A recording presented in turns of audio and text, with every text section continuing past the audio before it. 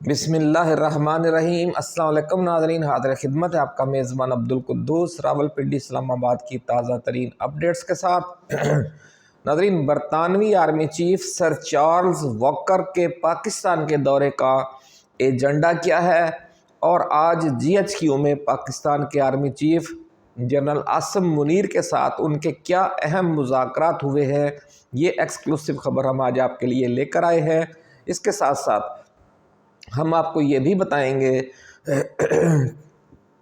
کہ سابق برطانوی وزیر اعظم ٹونی بلیئر نے عمران خان کے ساتھ دوستی کا حق ادا کر دیا۔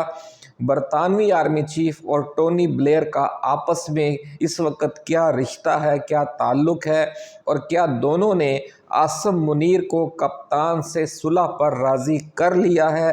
یہ ایکسکلوسیو خبر بھی آج کی اسی ویڈیو میں شامل ہے۔ ناظرین، پاکستانی فوج کی غزہ روانگی کے حوالے سے آج کیا اہم فیصلے کیے گئے ہیں، اور کون سے 3 ممالک غزہ میں امن کے لیے اپنے فوجی دستے بھجوا رہے ہیں، یہ خبر بھی آج ہم آپ کو دیں گے ایکسکلوسیولی۔ کیا فوج NFC ایوارڈ کے تحت صوبوں کا 57% حصہ کم کرنے کے منصوبے سے پیچھے ہٹ گئی ہے؟ کیا 18ویں ترمیم کو ریورس کرنے کا اعلان صرف نورا کشتی تھا، اور اس کا مقصد زرداری کو ہیرو بنانا تھا؟ آزاد کشمیر حکومت تحفے میں دیے جانے کی جو خبریں تھیں وہ صرف ایک بہانہ تھا، یہ ساری تفصیلات بھی شیئر کریں گے۔ مولانا فضل الرحمان نے اپنی 40 سالہ سیاست میں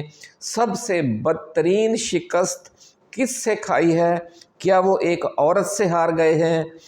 امام مسجد صاحبان کو 25,000 تنخواہ کے ایشو پر انہوں نے جو بڑکیں لگائیں، ان کے حوالے سے اب یو ٹرن کیوں لے لیا ہے؟ آئینی ترمیم میں بھی اب وہ تابعدار بچے والا کردار کیوں ادا کریں گے؟ اس حوالے سے اندر کی خبریں کیا ہیں، یہ بھی آج ہم آپ کو سنائیں گے۔ ناظرین، 27ویں آئینی ترمیم میں فیلڈ مارشل کا عہدہ آئینی قرار دینے اور آرمی چیف کے تقرر میں وزیر اعظم کا کردار محدود کرنے کے ساتھ ساتھ اور کیا اہم معاملات شامل ہوں گے؟ بلدیاتی اداروں کو بااختیار بنانے کے معاملے کی نون لیگ نے کیوں سخت مخالفت شروع کر دی ہے، اور پاکستان پیپلز پارٹی نے بھی MQM کو اب کون استعمال کر رہا ہے، یہ تفصیل بھی آج ہم آپ کے ساتھ شیئر کریں گے۔ کیا 27ویں آئینی ترمیم ہیلتھ کارڈ کو بھی کھا جائے گی؟ یہ ایک بڑی ایکسکلوسیو خبر ہے، وہ بھی آج ہم آپ کے لیے لے کر آئے ہیں۔ سردیوں میں بجلی مہنگی کر کے حکومت کیا واردات ڈالنے جا رہی ہے، یہ بھی آج راز کھولیں گے۔ محترمہ علیمہ خان کو ڈرانے دھمکانے کے لیے اب مزید کیا انتقامی کارروائیاں کی گئی ہیں، اور کپتان کی شیرنی بہن نے اس پر کس رد عمل کا اظہار کیا ہے، یہ راز بھی کھولیں گے۔ ناظرین، ویڈیو کی تفصیل میں جانے سے پہلے ہم اپنے نئے آنے والے دوستوں کو یاد دلانا چاہتے ہیں کہ یہ چینل آپ کا اپنا ہے، اس لیے آپ اسے سبسکرائب کر کے گھنٹی کا نشان ضرور دبا دیں، تاکہ ہماری جو نئی آنے والی ایسی ہی ایکسکلوسیو ویڈیوز ہیں وہ آپ کو بر وقت ملتی رہیں، اور کوئی اہم ویڈیو آپ کی نظروں میں آنے سے رہ نہ جائے۔ یہ ویڈیو ناظرین آپ کو پسند آئے تو اسے شیئر ضرور کیجیے گا۔ اگر ہماری ٹائم لائن پر موجود کوئی اور ویڈیو آپ کو اچھی لگے تو اسے بھی اپنے واٹس ایپ گروپوں اور فیس بک گروپوں میں شیئر کریں، تاکہ چراغ سے چراغ جلتا رہے۔ ناظرین اکرام، سردیوں کے 3 ماہ نومبر، دسمبر، جنوری میں بجلی کے نرخ 45 پیسے فی یونٹ بڑھانے کا فیصلہ کر لیا گیا ہے۔ اس حوالے سے آج نیپرا میں سماعت کا ڈرامہ بھی رچایا گیا۔ سردیوں میں پنکھے نہ چلنے سے عام آدمی کا بجلی کا بل استعمال وہ کم ہو جاتا ہے، اس لیے بل میں اسے کافی ریلیف ملتا ہے، لیکن یہ ریلیف جو قدرتی طور پر ایک بچت کی وجہ سے ہونا تھا، وہ ہضم نہیں ہو سکا اس فارم 47 لٹیری حکومت کو۔ اس لیے فارم 47 لٹیری حکومت نے اپنا جو ڈاکہ ہے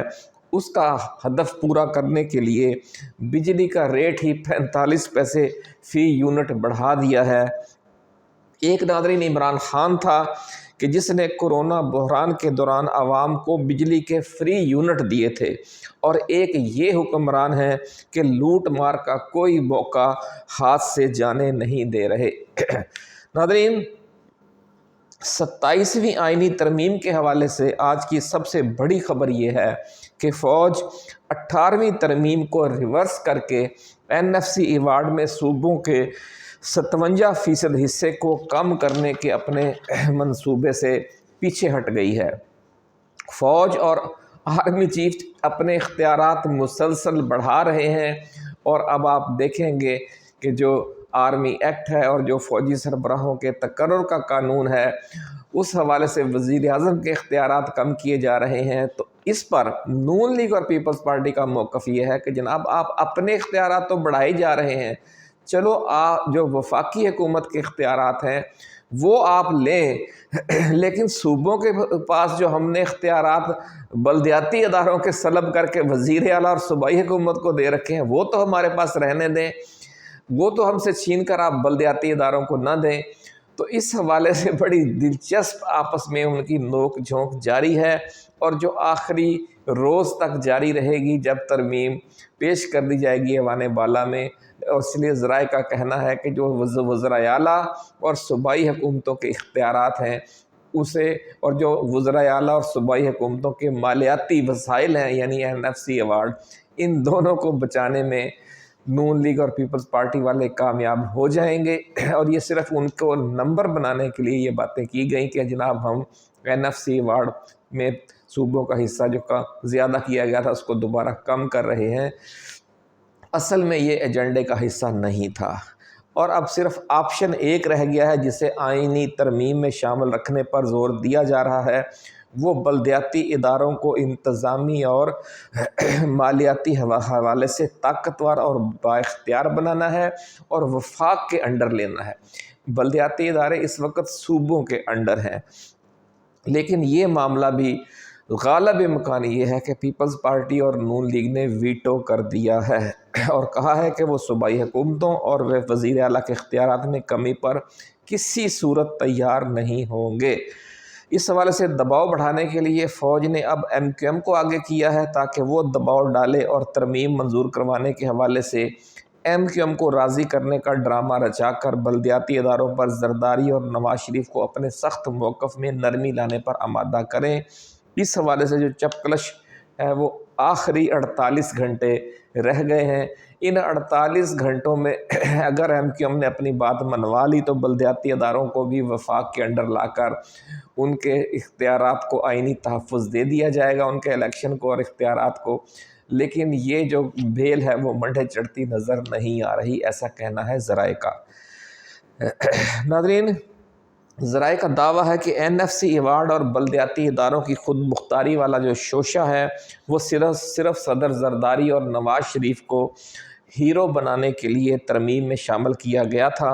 اور اصل بلیو پرنٹ کے مطابق ان دونوں معاملات پر آخر وقت پر فوج نے پیچھے ہی ہٹ جانا تھا، یہ پہلے سے طے ہے۔ اب آتے ہیں ناظرین مولانا فضل الرحمان کی طرف کہ ان کے ساتھ بہت بری ہوئی ہے اس دفعہ۔ آپ کو یاد ہے کہ کہتے ہیں نا کسی گھوڑے کو ہر پتھر کو ٹھوکر مارنے کی عادت تھی، اور ایک دفعہ اس نے بارودی سرنگ کو ٹھوکر مار دی، تو ایسا اس دفعہ مولانا فضل الرحمان کے ساتھ ہوا ہے، اور ان کے لیے بارودی سرنگ کا جو کردار ہے وہ وزیر اعلیٰ پنجاب محترمہ مریم نواز شریف کا کردار نکلا ہے کہ انہوں نے بھی ہر سیاسی مخالف کو کمزور جان کر اس پر چڑھائی کا فارمولہ اپنا رکھا تھا۔ عمران خان کے دور میں بھی وہ ہر چوتھے دن وہ اپنا جلوس اور جتھا لے کر اسلام آباد پہنچ جاتے تھے، لیکن عمران خان نے تو کبھی مزاحمت نہیں کی، انہوں نے کہا آئیں آپ، ہم آپ کو کھانا بھی دیں گے، آپ کا استقبال کریں گے، جتنے دن آپ نے بیٹھنا ہے احتجاج کریں، بیٹھیں، احتجاج ریکارڈ کرائیں اور پھر چلے جائیں۔ لیکن محترمہ مریم نواز شریف نے اور مسلم لیگ نون نے اس دفعہ جو انہوں نے چڑھائی کی امام مسجد صاحبان کی جو 25,000 کی تنخواہ تھی اس ایشو پر، تو آگے سے سمجھ لیں کہ انہوں نے اینٹ کا جواب پتھر سے دیا، اور مولانا فضل الرحمان کو بالکل توقع نہیں تھی، اس لیے انہوں چڑھائی کرتے ہوئے کچھ زیادہ ہی چڑھائی کر گئے تھے، گرمی کھا گئے تھے۔ لیکن جب سختی سے آگے سے جواب دیا گیا اور کچھ ایسے پیغامات مولانا تک پہنچائے گئے کہ اسٹیبلشمنٹ بھی آپ پر سخت غصے میں ہے اور اب آپ نے ہمیں بھی ناراض کر لیا ہے، تو آپ کے جو بینک اکاؤنٹس ہیں، جو آپ کی جائیدادیں ہیں، ان کے کاغذات، ان کی تفصیلات اور آپ کے پاس جتنی مال و دولت ہے اس کی ساری تفصیلات اسی انداز میں باہر نکالی جائیں گی، اسی انداز میں لیک کی جائیں گی، اور ہو سکتا ہے کہیں چھاپہ مار کر بہت کروڑوں اربوں روپے کی نقدی بھی برآمد کر لی جائے۔ تو جس طرح ٹی ایل پی کے سربراہ حافظ سعد کو رسوا کیا گیا، تو مولانا فضل الرحمان کو یہ دھمکی پہنچائی گئی ڈائریکٹ بھی، اور جو یوٹیوبرز تھے نون لیگ کے ان کے ذریعے بھی۔ اس کے ساتھ ساتھ مولانا کو تقریباً 72 گھنٹے تک مولانا ڈیزل کہا گیا اور ان کا فل میڈیا ٹرائل کیا گیا، اور یہ کہا گیا کہ علماء کے یعنی امام مسجد صاحبان کے 25,000 روپے انہیں قبول نہیں ہیں، بلکہ وہ خود اپنے لیے حصہ مانگ رہے ہیں۔ تو مولانا کو جب یہ دو طرفہ مولانا پر چڑھائی ہوئی، سوشل میڈیا کے ذریعے بھی، مین اسٹریم میڈیا کے ذریعے بھی، اور پھر ڈائریکٹ پیغام بھی پہنچائے گئے کہ اب آپ کا نمبر ہے، آئیں آپ اسلام آباد، پھر آپ کا وہ حشر ہوگا جو ٹی ایل پی کا ہوا ہے، اور آپ سے تو بھاگا بھی نہیں جائے گا، یہاں تک کہا گیا۔ تو یہ ساری جو غیر متوقع صورتحال دیکھ کر مولانا پھر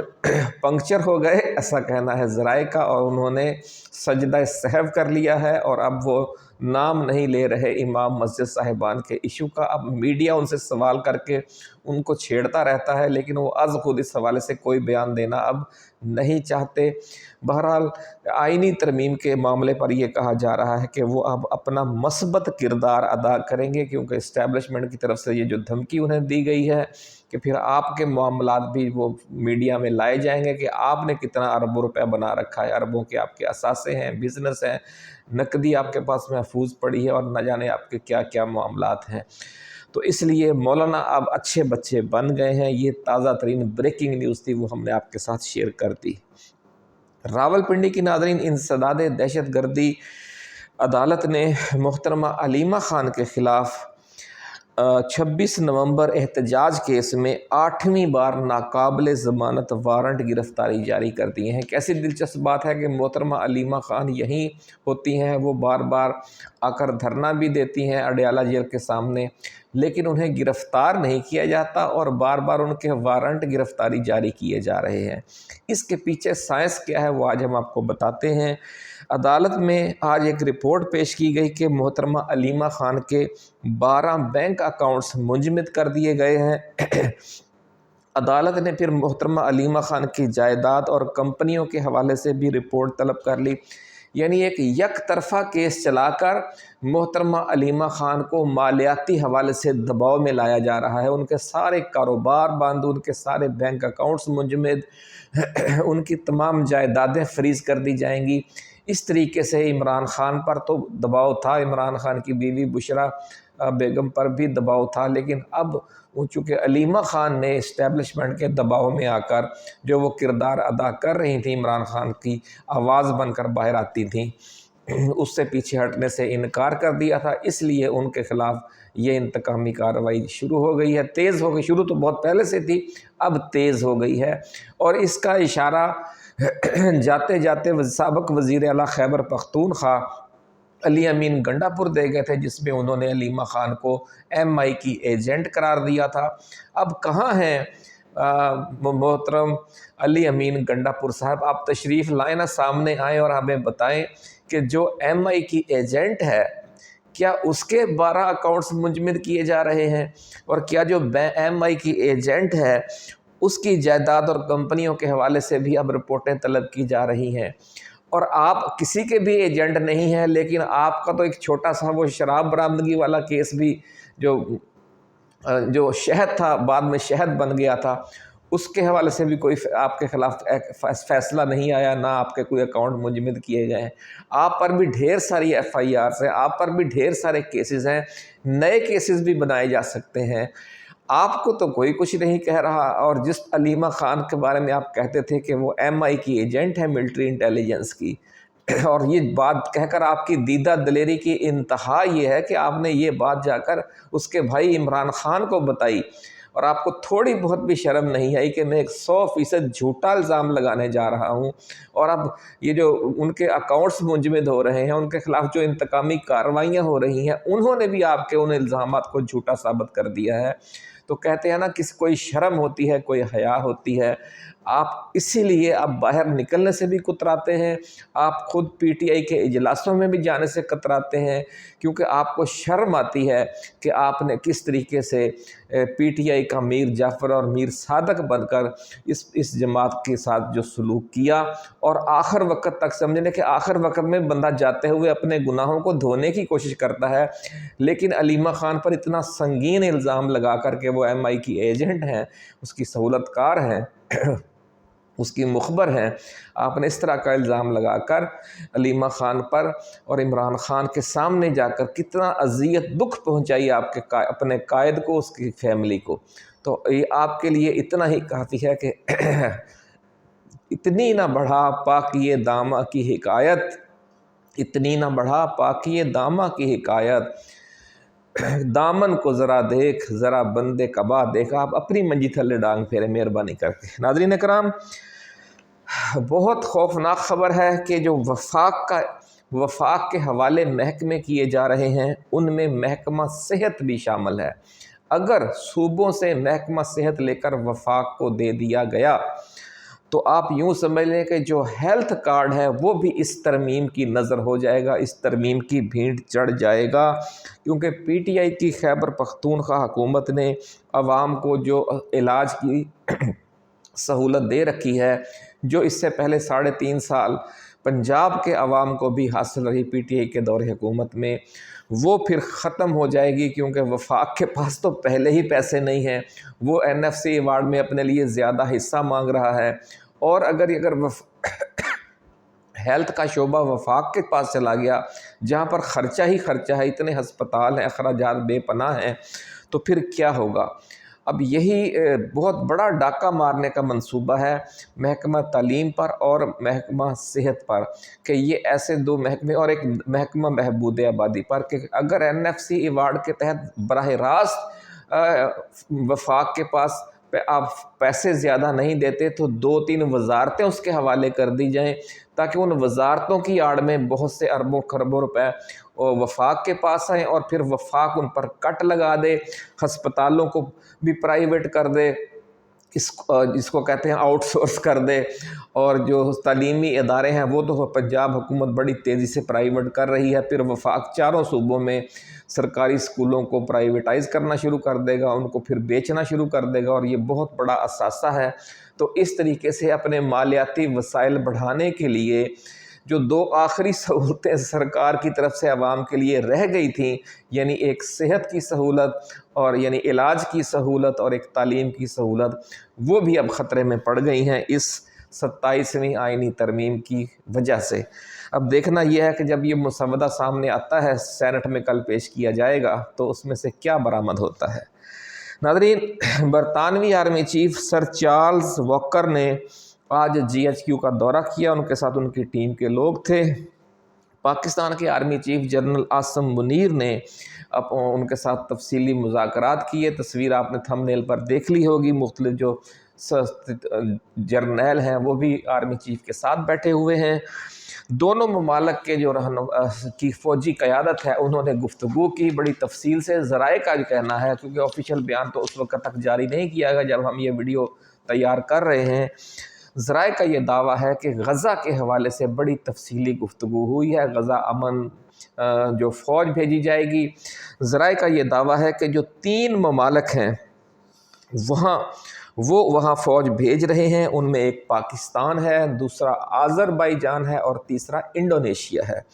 یہ تینوں ممالک کے ناظرین برطانیہ اور امریکہ کی فوج سے یعنی پینٹاگون سے بہت پرانے تعلقات ہیں، اور اس وقت بھی بہت اچھے تعلقات ہیں، ان پر بڑا اعتماد کرتا ہے پینٹاگون۔ اسی لیے ان 3 ممالک کا انتخاب کیا گیا ہے اور یہاں سے فوج جائے گی۔ اب بات کرتے ہیں کہ ٹونی بلیئر کا اور جو سابق برطانوی وزیر اعظم ٹونی بلیئر ہیں اور جو برطانوی آرمی چیف ہیں سر چارلز واکر، ان کا آپس میں کیا تعلق ہے؟ کیونکہ پیوٹن نے جو صدر ڈونلڈ ٹرمپ نے پروجیکٹ دیا ہے، جو منصوبہ دیا ہے، اس میں براہ راست پینٹاگون اور امریکی حکومت غزہ امن پلان کو ڈیل نہیں کر رہی،